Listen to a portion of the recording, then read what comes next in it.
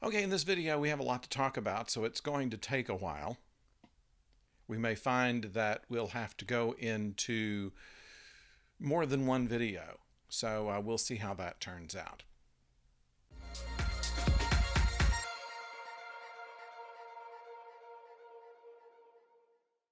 Hello out there, I'm the oldest nerd, and first of all, I want to thank everyone who has sent their kind words toward my daughter's wedding.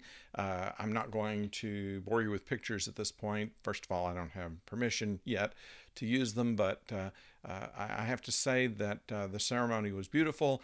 I was very joyous on that day, and I thank all of you who sent kind words this way. It really was very touching, and my daughter was very touched too when she heard about that. So we appreciate that very much.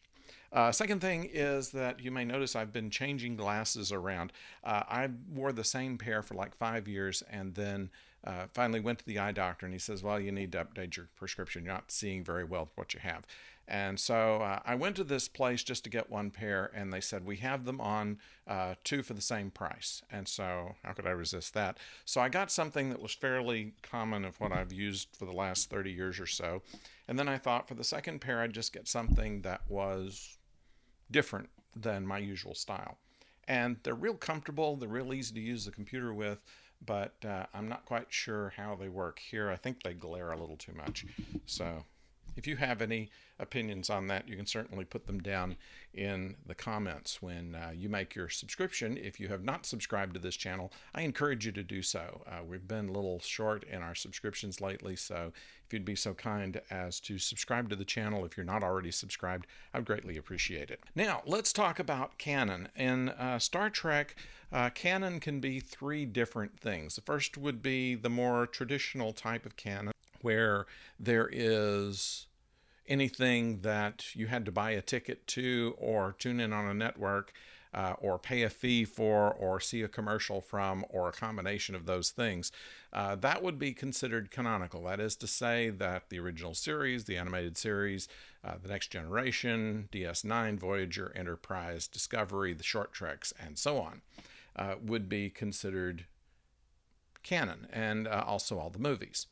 However, Gene Roddenberry himself, and this is the second canon that we have kind of in Star Trek, we have what Roddenberry considered to be canon.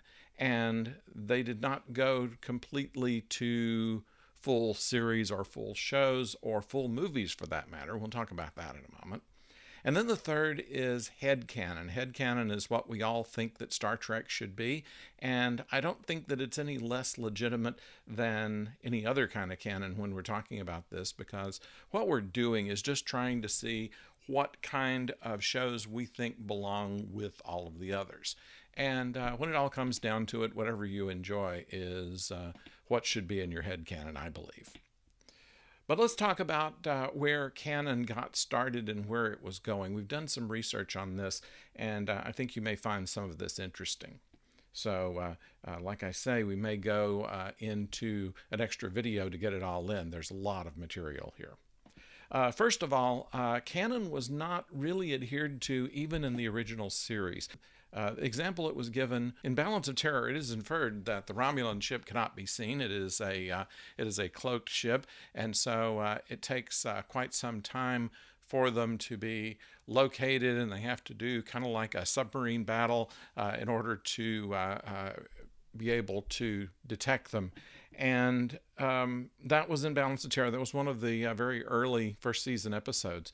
But not long after that, there was the Enterprise incident, which was the only Star Trek episode, interestingly, that was kind of suggested by the State Department, that it would be interesting to have the Enterprise go on a spy mission the same way the USS Pueblo did, that created a scandal to try to justify the fact that spying sometimes has to be done for the greater good. And in this case, in the Enterprise incident, the Federation has found out that the Romulans have a cloaking device, completely forgetting the Balance of Terror. So because this is a whole brand new piece of technology, Kirk and Spock go to steal it and procure it for the Federation. This is something that is in violation of already the canon in the same series. And Roddenberry's take on this basically was whatever comes the most recent is what rules, and you just forget about what happened before that. So let's start with the idea that canon has never been a very hard and fast rule, even with Roddenberry. Roddenberry, according to people that worked for him during the time that the original series was going on, believed that canon was a point-by-point thing.